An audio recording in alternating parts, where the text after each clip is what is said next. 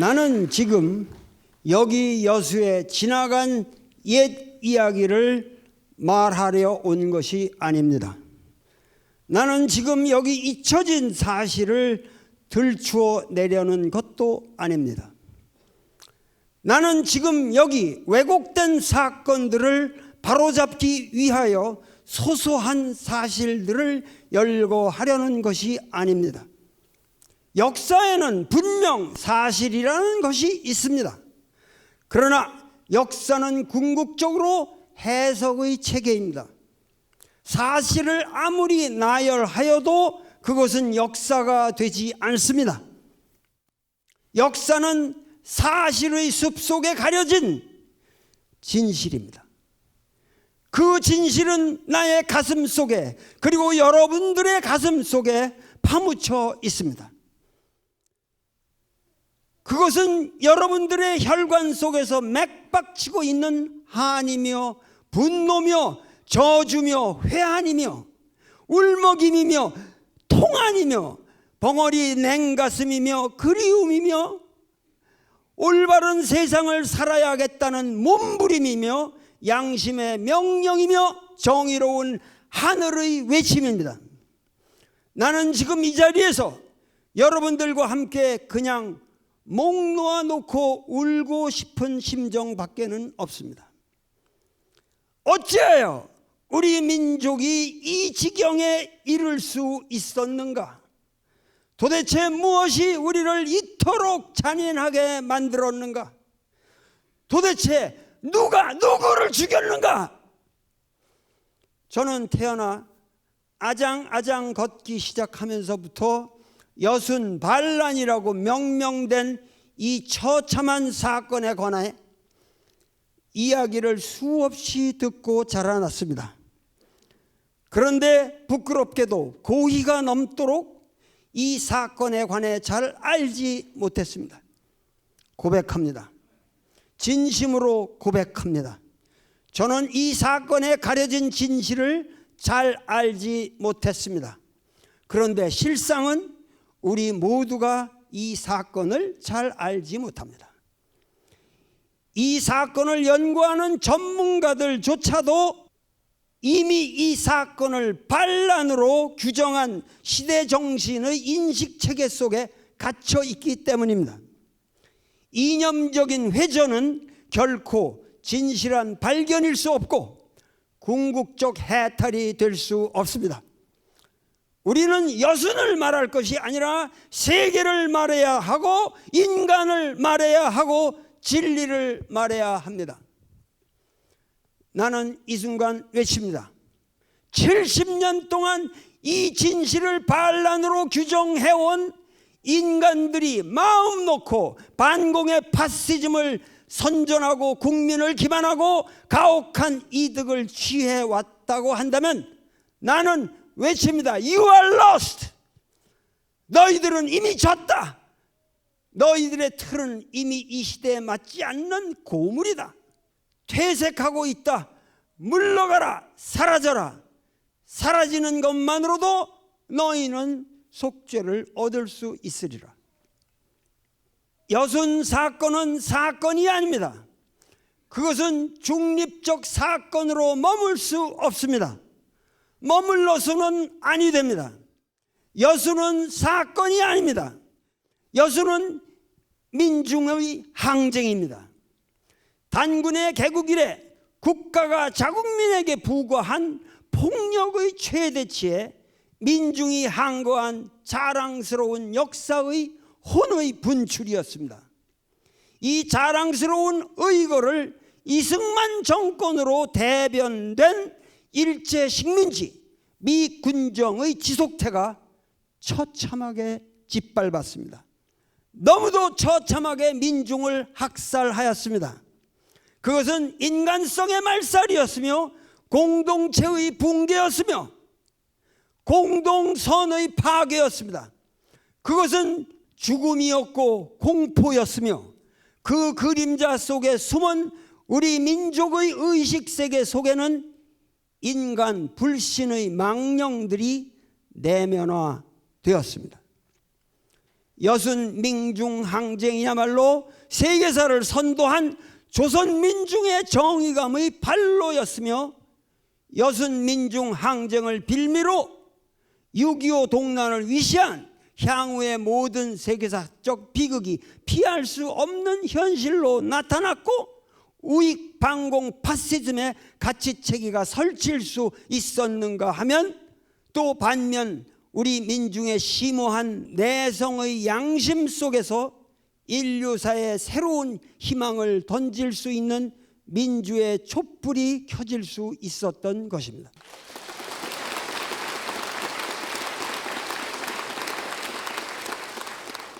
이제 우리는 이 어마어마한 세계사적 사건을 해방 정국의 복잡하고 중층적인 인식체계로부터 접근해야만 합니다.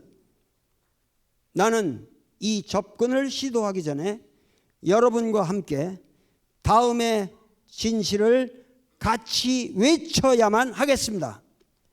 여순은 민중 항쟁이다. 여순은 민중 항쟁이다.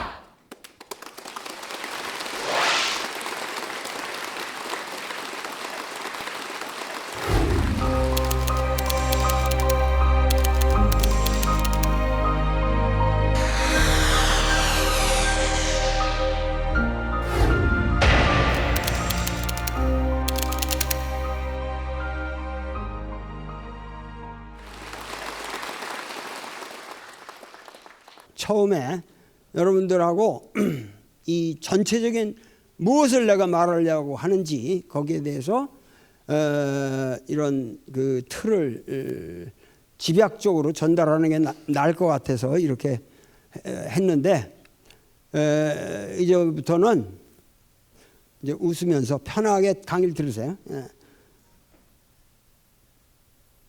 사실 제가 여순 항쟁이 일어난 그 해에 태어난 사람인데, 그러니까 내가 그 직접 이거를 경험하지는 못했죠.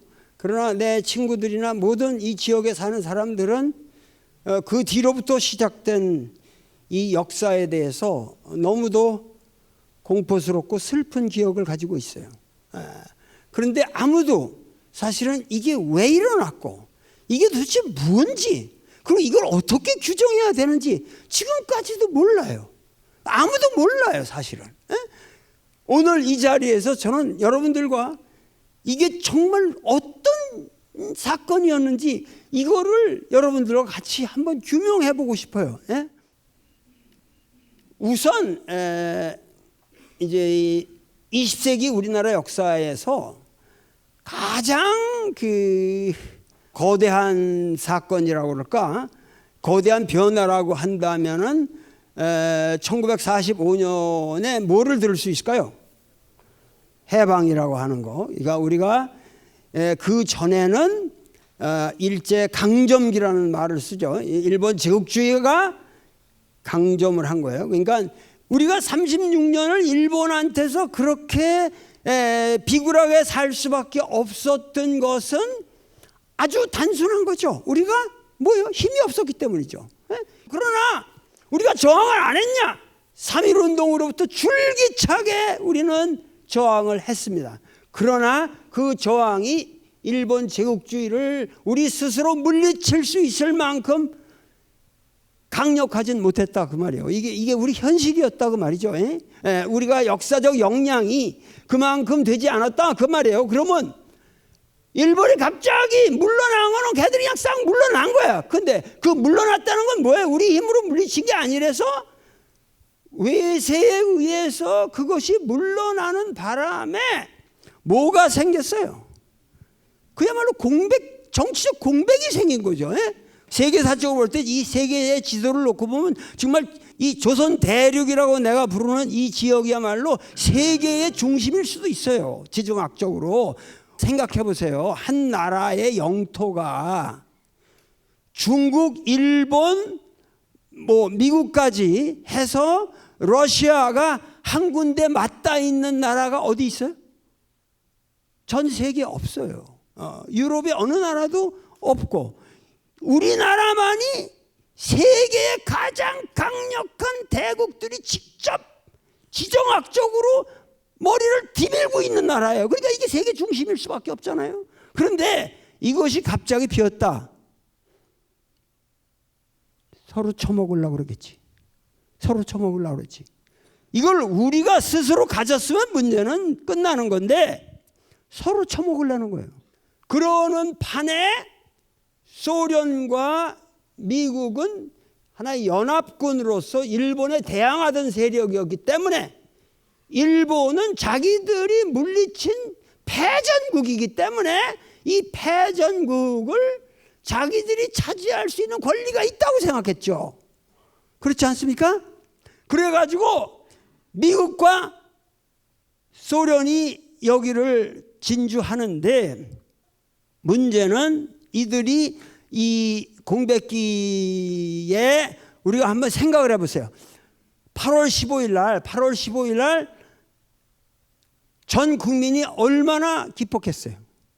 우리 어머니는 그 8.15 해방을 맞은 날 그렇게 기쁠 수가 없어. 내 평생 그렇게 기쁜 날을 다시 맞이할 수 없었다 하는 그런 말씀을 할 정도로 기뻤다 그러시는데 모든 사람들이 그렇게 기뻐했을까요?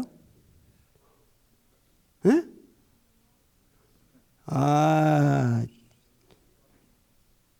지읒댔다. 내가 지읒이라면 알아. 쌍시옷에 지읒댔다. 그런 사람들이 사실은 더 많았어요. 네? 일본에 빌어먹어가지고 일본에 아부하고 일본하고 협잡해서 여태까지 잘 살았는데 싹 사라졌다. 지읒댔다. 이제 망했다. 에? 우리 망했다. 이렇게 되는 거 아니에요. 이렇게 되는 거 아니에요. 내가 간단하게 얘기해서. 그러니까 이러한 상황에서 지읒댔다고 얘기하는 사람들은 전부가 다 우리나라의 지배계급이었을 거 아니에요. 그렇죠? 돈이 많거나 관공서에서 큰 자리를 차지하거나 모든 군대라든가 경찰이라든가 모든 데서 포스트를 차지했던 사람들인데 8월 16일부터 이 사람들이 관공서에 출근하겠어요, 안 하겠어요? 싹 비었죠. 우리나라 전체가 관공서가 8월 16일 날 1945년 8월 15일 날은 싹 비었어. 니들도 잘 알아도 그런 거라. 에?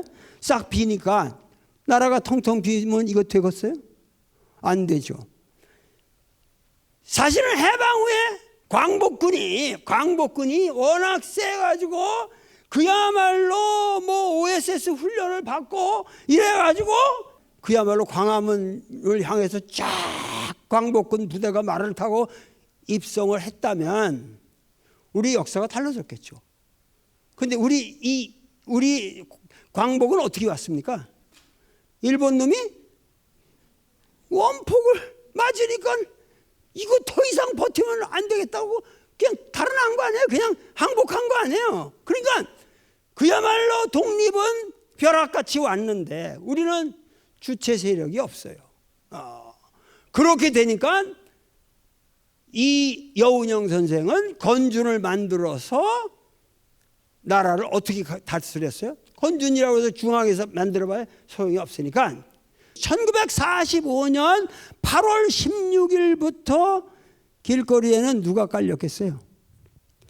형무소에서 나온 사람들. 그동안 일제시대 때 쫙 서대문 형무소는 이런 데 갇혔던 민족 지도자들이 다 나왔단 말이에요. 이 사람들이 다 뜻이 있는 지사들 아니에요? 그러니까 이 사람들이 자치적으로 우리가 이러고 이 공백 기간을 이러고 둘 수가 없다. 그래가지고 뭐냐면 자치위원회를 만드는 거예요. 이거를 보통 인민위원회라 불렀어요. 이 인민위원회가 전국에 금방 145개가 이렇게 결성이 되고 인민위원회라는 게 만들어지는데 중앙에서는 건준이 뭘로 변하냐면 조선인민공화국이라는 거로 저 서울에 있는 경기여고에서 인민공화국을 결성해서 선포합니다. 왜? 바로 사흘 후에는 존 하지가 미 군정을 실시하겠다고 배를 타고 착착착 들어오니까 우리가 이거 안 되겠다 해서 걔들이 9월 9일인가 오는데 9월 6일 날 인민공화국을 결성해요. 자, 여기서 말이죠. 이게 중요하다고. 지금 조선인민공화국을 결성을 했고 전국이 인민위원회로 결성되었다. 그러면 벌써 여러분들이 지금 빨갱이 이렇게 된다고. 근데 빨갱이란 말은 여러분들이 분명히 아셔야 되는 게 빨갱이란 말은 우리나라 말에 없었어요. 그것은 여순 항쟁 이후로 생긴 말입니다. 예? 여순 항쟁을 여러분들이 이해하면은 왜 빨갱이라는 말이 생기는 줄 알아요. 자, 무슨 얘기냐면은 지금 여러분들은 인민 그러면 좀 빨갱이 말 웃기지 마세요. 이 맹자, 여러분들 노노 맹자, 즉 관자 모든 북잔이 이 중국의 모든 고전에 깔린 말이 인민입니다. 인민. 에? 맹자가 말하길 제후에 다스리는 자의 보배는 세 개가 있으니 하나는 토지요, 하나는 인민이요, 하나는 정사라. 그러니까 인민이라는 말은 우리 재래적으로 조선 왕조 때부터 계속 쓰였던 말이고 그게 하등에 그것이 레프트가 아니 조선 이거 우리 말이고 조선이었고 우리가 조선이었고 인민공화국을 지향한다고 하는 이 말이 오늘날 이 상황에 들린다는 것 자체가 아까 내가 말했잖아요. 우리가 아직도 뭐냐면 모든 생각이나 우리 느낌이 여순 이후에 형성된 이 이승만 정권에 의해서 조작된 우리 언어 속에 여러분들이 갇혀 있기 때문에 이게 이상하게 들리는 거예요. 네? 그 시대에 여러분 좌익이다 우익이다 그런 말도 없었어요. 지금 좌익이라는 말이 여러분들 공산주의자 웃기는 말 공산주의자라는 얘가 공산주의자라는 말을 들으려면 최소한 자본론부터 다 읽고 공산주의가 뭔지 알아야 돼요. 근데 우리나라 그 당시 공산주의를 아는 놈이 누가 있어요? 나도 솔직히 말해서 여러분들 독백하지만 나도 독일어 텍스트 놓고 다스카피탈하고 놓고 읽었지만 1권밖에 못 읽었어요. 내가 아직도 내가 외국 나가자마자 학생들하고 이 오가나이저에도 독서를 해서 내가 다스카피탈에 하도 여기서 못 읽게 했기 때문에 외국 나가자마자 읽었는데 지금도 나 공산주의가 뭔지 잘 몰라요. 근데 내가 공산주의자예요? 그 말이 안 되잖아요. 에? 좌익이 뭐고 우익이 뭡니까? 지금 우리가 이 여순 반란이라고 하는 이 그들이 규정한 이 사건 이후에 형성된 모든 관념을 가지고 군인 그러면 빨갱이 잡는 일에 군인이지 이렇게 되는 거예요. 지금 역사가 모든 게 자 우리의 인식의 변화가 와야 됩니다. 지금 이게 바뀌어져야 됩니다. 자 그러니까 뭐냐면은 전국이 인민위원회로 결성이 돼서 굉장히 잘 다스리고 있었어요.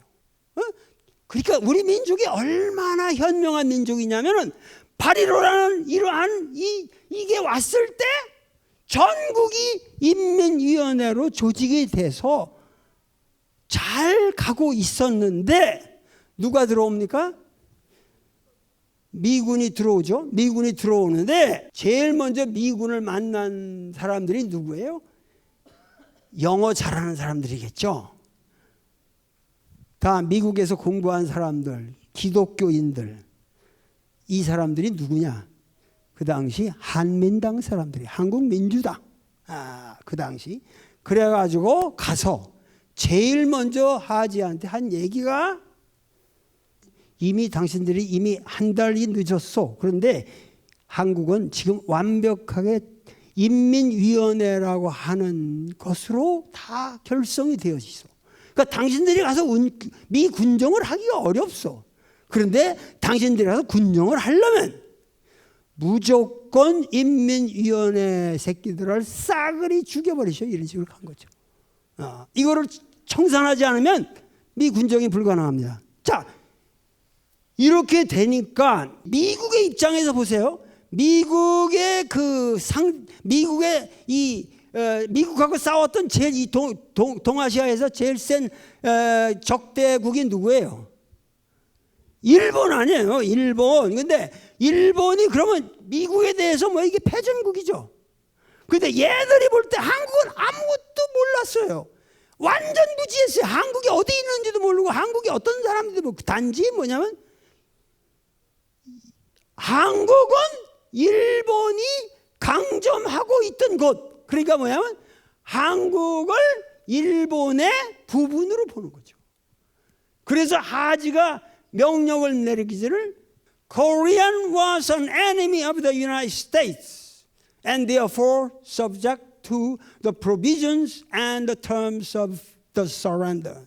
왜냐하면 항복의 조례와 규정의 적용을 받는다 그랬어요. 왜? 한국은 적국의 일부이기 때문에. 그러니까 재미난 건 뭐냐면은 8.15 이후에 미국 입장에서 패전국은 일본이에요. 그렇죠? 패전국은 일본이면 패전국으로서의 대접을 일본이 당해야 되는데 그 오큐페이션의 대접은 일본은 안 받았어요. 일본이 받아야 되는 점령국의 모든 그 굴욕을 일본의 일부라고 간주된 한국이 받는 거예요. 이게 엄청난 아이러니죠. 그러니까 해방 이후에 모든 미 군정의 원칙이 벌써 하지에서 결정된 겁니다. 그러니까 1945년에 곧바로 여수에도 여수인민위원회라는 게 결성되죠. 당연하죠. 그 아주 뜻 있는 지사들이 결성을 했고 인민위원회는 상당히 인민들의 진정한 보수로서 좋은 일을 많이 했습니다. 우선 여러분들이 아셔야 될 것은 우선 한 말씀만 드릴게요. 내가 여기서 김일성을 찬양하면 안 되겠지. 그러나 역사라는 걸 정확히 알아야 돼요. 1945년에 저 하바롭스크 88 여단에 있던 김일성이라는 사람이 원산항에 푸카초프라는 이 함에 올라타서 원산항에 들어온 후로 그 다음에 한 달 후에 평양에 김일성 환영 대회에 30만 인파에 나타나거든요. 그때 나이가 33살이었어요. 33살에 들어왔을 때 이미 스탈린이 지원을 했는데 재미난 것은 스탈린과 이 미국의 입장이 너무도 대조된다 이 말이요. 왜냐하면 스탈린은 이 정치적 감각이 탁월한 사람이었어요. 탁월한 사람이었기 때문에 너희들이 가면은 그 인민위원회를 절대 탄압하지 마라. 그리고 우리 소비에트의 체제를 강요하지 마라. 그리고 그들의 항일 투쟁을 해온 지사들이 그 움직여 나가는 새로운 기구들을 지원해라. 그리고 그들이 지향하는 민주주의 체제를 지원해라. 상당히 정치적 감각이 하여튼 탁월한 사람이었어요. 스탈린은. 그렇기 때문에 원산항에 도착하자마자 이 김일성이는 북한에서 여기저기 막 댕기면서 모든 인민위원회를 불이 나게 되면서 악수하고 지원합니다. 잘하십시오. 그렇게 하니까 평양에 나타났을 땐 우레 같은 박수를 받았던 거예요.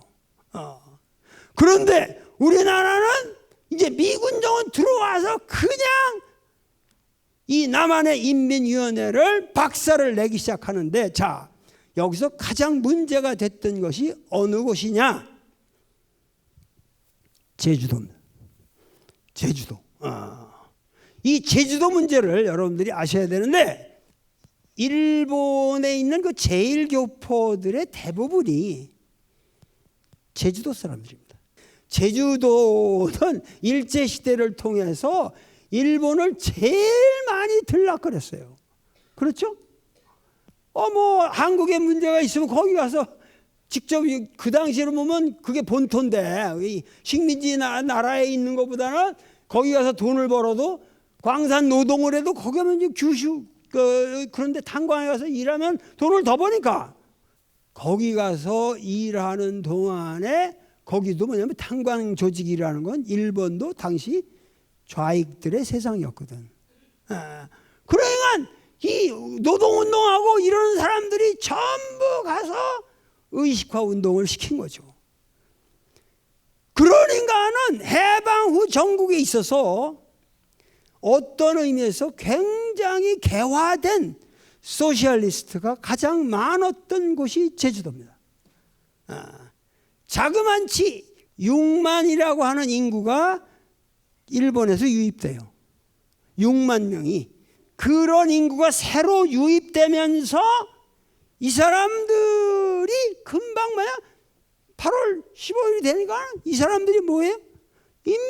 인민위원회를 결성하는데 거기 인민위원회는 이쪽 육지하고 다르지.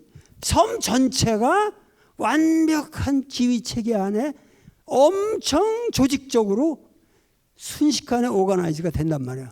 그러니까 이 사람들이 미군정이 배를 타고 와?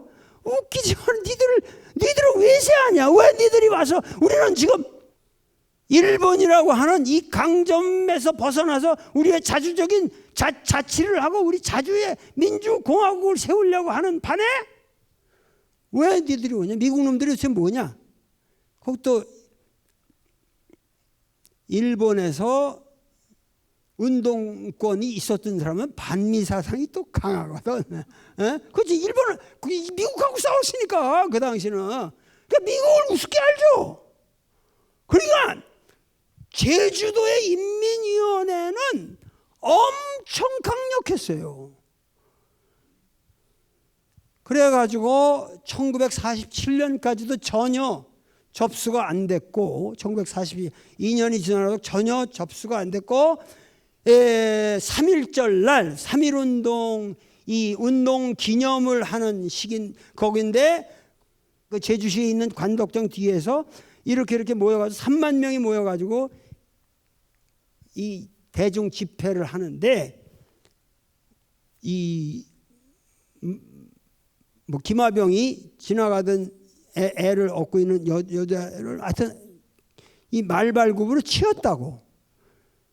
그러니까는 민중들이 네가 뭐길래 저기를 하냐. 그래가지고 항거를 하고 막 이러니까는 저기서 그 보고 있던 그 보초 쓰고 있던 놈이 발포를 해버렸어요. 그 어린애를 얻고 있던 여자가 죽었고 그러면서 6명이 죽습니다. 이것이 소위 모든 비극의 출발입니다. 지금 이 모든 비극이 1947년 3월 1일부터 시작이 돼요. 그렇게 되니까 이게 뭐냐 말이야. 이게 도대체 이게 뭐냐. 그래가지고 이제 사람들이 데모를 막 하게 되니까 미 군정은 그냥 가혹하게 제주 인민들을 짓밟는 거죠. 제주도는 그 이전에는 뭐였어요? 제주도가 전라도와 독립된 도였습니까? 그게 원래 전라도의 일부죠. 그래서 제주군이에요. 미 군정이 들어와서 그거를 독립된 도로 만들고 도지사가 생겼고 최초의 도지사도 박경훈이라는 사람이었는데 그 나중에 뭐 저 국무총리 서울이까지는 박충훈이 형 되는 사람인데 그 박경훈이라는 사람이 이것은 그렇게 무자비하게 진압될 것이 아니다. 근데 그 당시 뭐 이범석이라든가 조병옥이라는 사람이 경무국장을 하고 있으면서 무조건 박살내라. 근데 그 박살내는 방식이 서북청년단이라는 사람들을 보내는 거예요. 자, 이게 서북청년단에 대해서도 약간 설명이 필요한데, 서북청년단이라는 게 뭐냐 하면은, 지금 김일성이라는 사람은 일단 젊고, 그러니까 한번 생각해 보세요. 33살의 청년과 우리나라의 미국을 등에 업고 이 독립군 세력이 아니고 광복군 세력도 아니고 그 의용군 세력도 아닌 엉뚱한 사람이 그냥 미국에서 잘 쉬고 있던 분이 우리나라의 지도자라고 그러고 들어오셨는데, 우리나라에 들어오셨을 때 이미 나이가 70세입니다. 그리고 나는 양녕대군의 후손이라 하는 왕조 마인드로 가득 차 있는 사람이고, 그리고 지독하게 기독교인이고, 그리고 이 사람이 그렇게 세계적으로 유명, 그래서 한국 사람들 중에서 신망을 모을 수 있었던 것은 그 윌슨 대통령한테 직접 편지를 보낼 수 있었던 유일한 사람이에요. 왜냐하면 프린스턴 대학에 있을 때 윌슨이 지도교수를 했으니까. 그러니까 그게 뭐냐면 이승만이라는 사람이 묘한 것이, 우리가 이승만 박사 해가지고 우리가 존경을 했는데, 그 당시 이 사람은 정말 잘못된 사람이에요.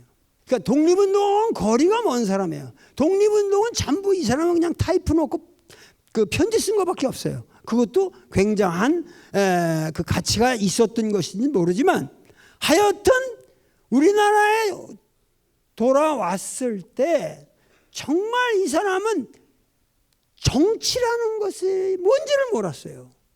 그러나 북한에서는 바로 46년부터 토지개혁에 바로 들어갑니다. 땅은 농민들의 것. 그래가지고 몰수 무상 분배해서 46년에 이미 전 국가 가호당 한 평균 15마지기 정도의 땅이 다 돌아갔어요. 김일성 대학이 언제 세워진 줄 아세요? 김일성 대학이 벌써 1946년에 세워지고, 그리고 노동법을 8시간 노동제를 만들고, 그리고 남녀 평등법을 만들어요.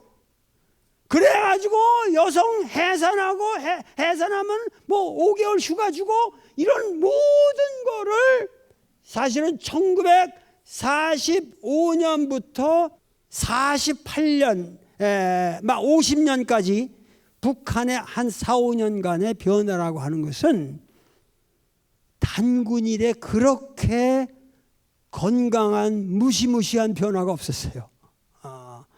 그런데 거기서 다 행복했기만 했겠어요? 땅 뺏기는 사람 좋겠어, 나쁘겠어? 지주 세력들 생각해 보겠어요. 오정보 이상이면 무조건 다 반동으로 몰렸는데, 그때는 재미난 게 뭐냐면은 6.25 전까지만 해도 38선이 터져 있었어요. 거놓긴 횟수도 왔다 갔다 했다고. 그러니까 북한에서는 못 살, 나 이게 공산주의 이게 뭐냐, 이게 말이 되냐, 이렇게 이놈들이 내 조상으로서 내려온 이 강탈하는 놈들, 이 나쁜 놈들 하는 놈들은 가라 그런 거예요. 그러니까 남한은 거의 여기서 쓸려 내려오는 인구가, 외국에서 오는 사람들, 북한에서 내려오는 사람 한 300만이 증가합니다. 우리나라에 말이죠, 이 서북청년단이라는 게 뭐냐면은 대지주가 많고 이 부자들이 많은 데가 어디예요? 다 서북지역이에요. 평안 남북도 황해도. 근데 이쪽 지역이 뭐예요? 우리나라의 기독교 텃밭이요. 평양신학교에서 거기가 완전히 기독교. 그러니까 이 사람들이 북한에서 내려오면 제일 먼저 찾아가는 곳이 영락교예요. 북에서 내려왔으면, 북에서 내려와도 뭐 어디 가서 한국에서 뭐 살아야 할 거 아니야. 북쪽에서 내가 김일성 대학교 4학년까지 댕겼는데 학적부 그때 뛰어갖고 왔겠어요? 그럼 어디 가야 돼요? 서북청년단에 가서 얘는 3학년까지 댕긴 애다 해가지고 도장을 찍어주면 여기서 서울대학교 3학년에 편입이 되는 거예요. 그러니까 당시 그런 메커니즘이 있었기 때문에 서북청년단이라는 것이 굉장히 강력한 단체로서 한국 역사에 등장하기 시작해요. 그런데 이 사람들은 특징이 뭐냐면 완벽한 반공, 그죠? 아주 맹목적인 반공에 그냥 이 공산주의자들에 대한 아주 증오로 부글부글 끓는 사람들이죠. 그렇기 때문에 이승만은 이들이야말로 위대한 나의 친구라고 생각하는 거죠. 얘들을 활용하고 얘들을 이용해야 이 난국을 타개할 수 있다. 자, 그래가지고 서북청년단이라는 것이 여러분들 서북청년단에서 깡패들이 제주도 간 게 아니에요. 전부 뭐냐면 한 며칠 훈련만 받으면 바로 경관 경위를 주고 경찰 군인 다 계급장을 줘가지고 군복을 다 입혀가지고 제주도로 간 거예요. 근데 이 특징이 뭐냐? 월급을 안 줘. 서북청년단은 월급이 없었어요. 자, 무슨 얘기야? 가서 마음대로 학살하고 마음대로 뜯어먹어라. 그러니까 이 서북청년단이 1947년 3월 1월 이후에 급파되기 시작하는데 가혹하게 그냥 인민들을 도살하는 거예요. 도살하는 거예요. 그러니까 제주 구연대의 김익렬 중령이라는 분이 이건 아니다. 어떻게 해서 우리가 아무리 여기 제주도가 지금 자치위원회가 이렇게 인민위원회가 이렇게 하더라도 그 인민위원회하고 우리가 교섭을 해서 이들을 설득을 시켜야지, 이들을 평화적으로 우리가 진압을 해야지. 우리가 토벌을 할 사람들은 이 토벌이라는 건 무조건 죽이는 겁니다.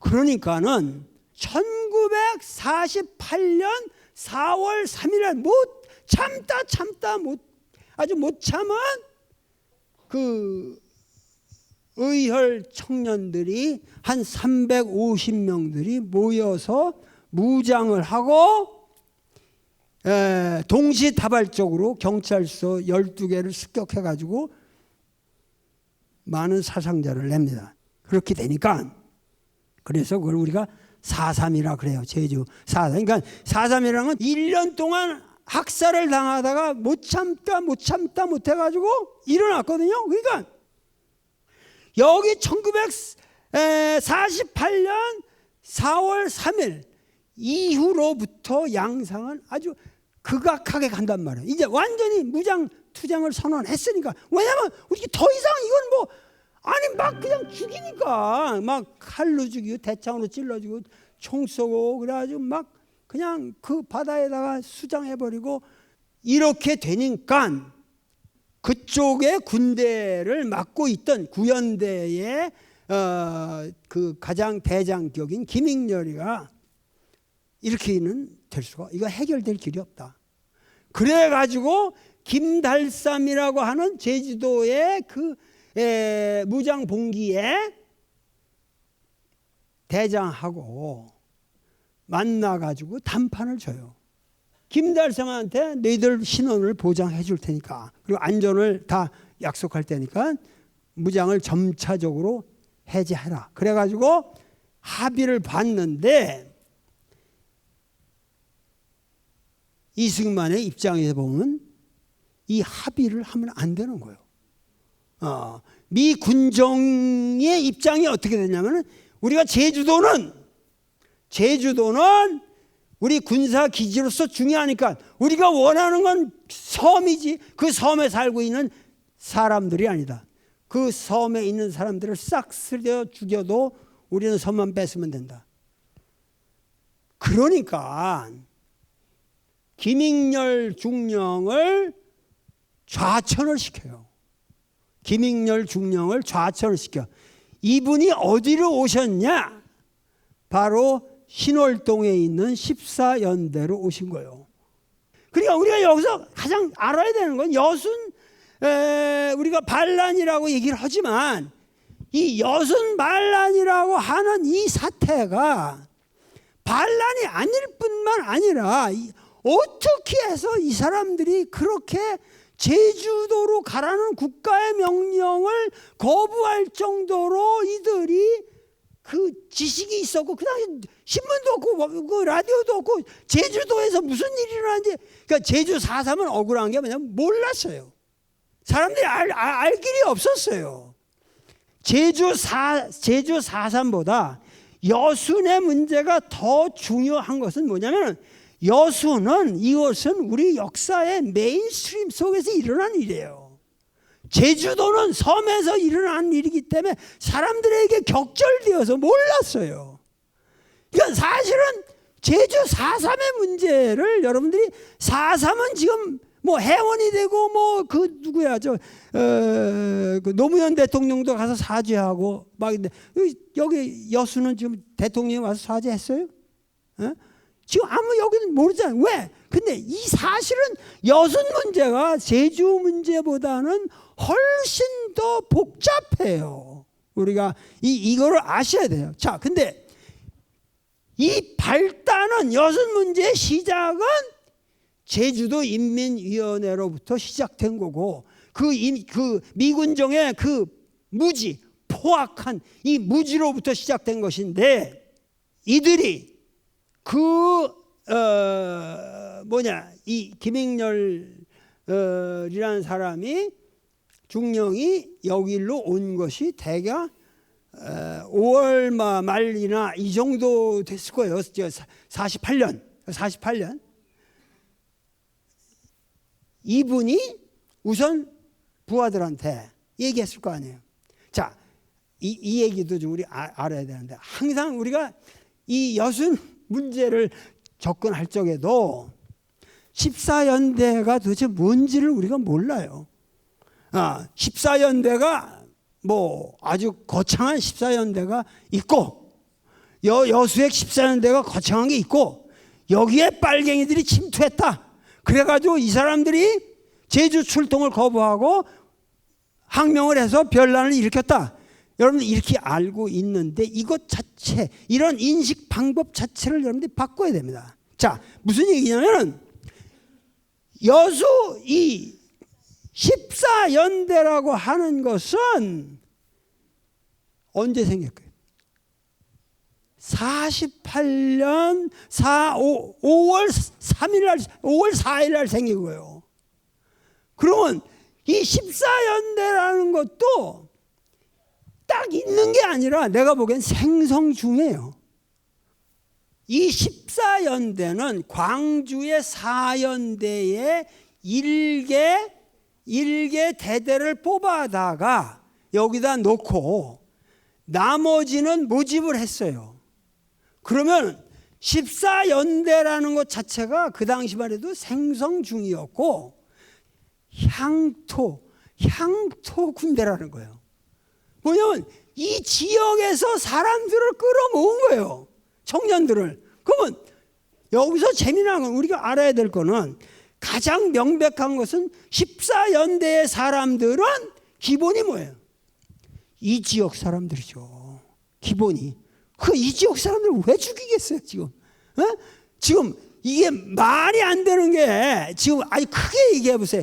여순 사건이라고 하는 이것을 정부에서는 전부 이 군대가 이 지역 사람들을 다 학살했다 그러는데, 14연대 사람들이 자기 고향 사람들을 왜 죽이겠어요?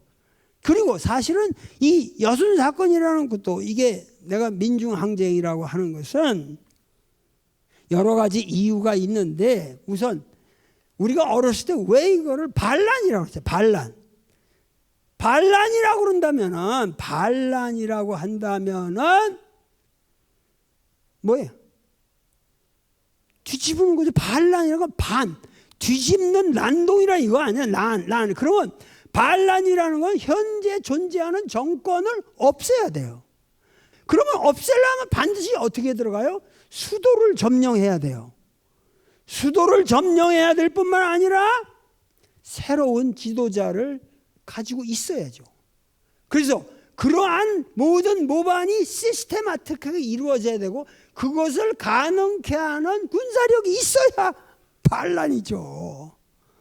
그런데 우리 여순 이 14연대의 경우는 여기에 하나도 해당되는 게 없어요. 단지 지금 왜 우리가 이 여순 문제가 이러한 답보 상태에 있느냐 하면은 이거는 군대 내의 항명인데 그 항명이기 때문에 이거를 국가적으로 이거를 뭐 글로리파이 영광스럽게 만든다든가 기념일로 만들 수가 없다. 어디까지나 군대라는 거 우리 필요한 거고 군대라는 거는 항명하면 안 되는 거 아니냐. 말이 아니죠. 왜냐하면 14연대는 항명한 게 아니에요. 군인으로서 해서는 아니 될 짓을 안 한 것뿐이죠.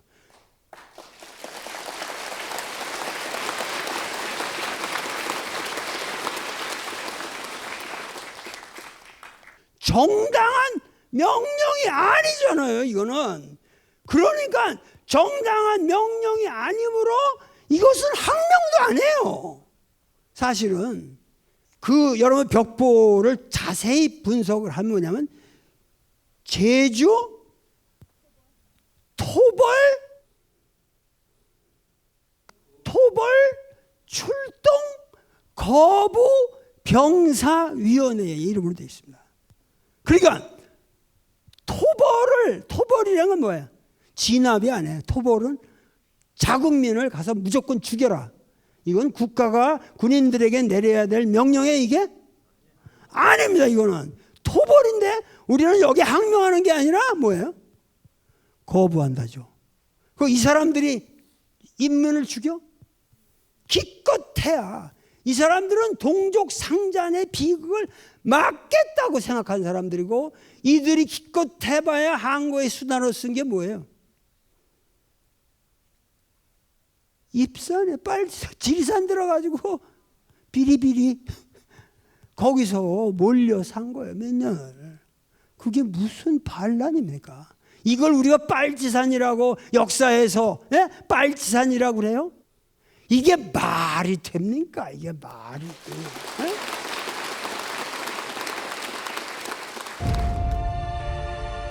14연대의 사람들은 기본이 뭐예요?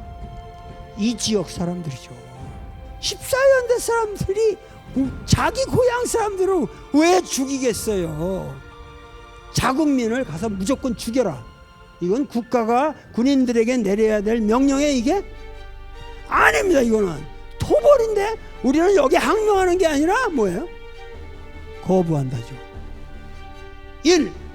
동족 상잔 결사 반대. 2. 미국 즉시 철퇴.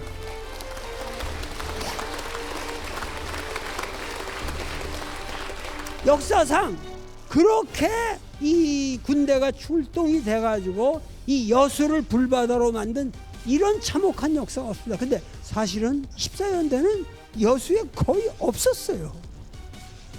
그런데 이 정부 측에서는 이 군대들은 여수 점령을 쉽게 못했어요. 왜? 여수에 인민들이 끝까지 항거한 거죠. 내가 민중항쟁이라고 한 것은 군인들이 일으킨 게 아니라 그 어떤 항명이 이루어지자마자 순간 전 민중이 호응한 겁니다. 그런데 여기를 토벌하러 오는 군대는 뭐예요? 전 국민, 이 여수에 살고 있는 전 시민이 토벌의 대상.